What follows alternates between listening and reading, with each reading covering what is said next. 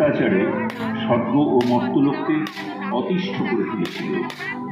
দেবতারা যখন মহিষাসুরকে পরাজিত করতে পারছিলেন না, তখন তারা একত্রিত হয়ে দেবী দুর্গাকে আহ্বান করে।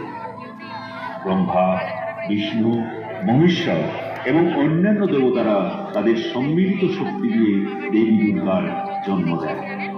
দেবী দুর্গা মহিষাসুরের সাথে এক ভয়ঙ্কর যুদ্ধে লিপ্ত হন এবং অবশেষে তাঁকে বধ করে।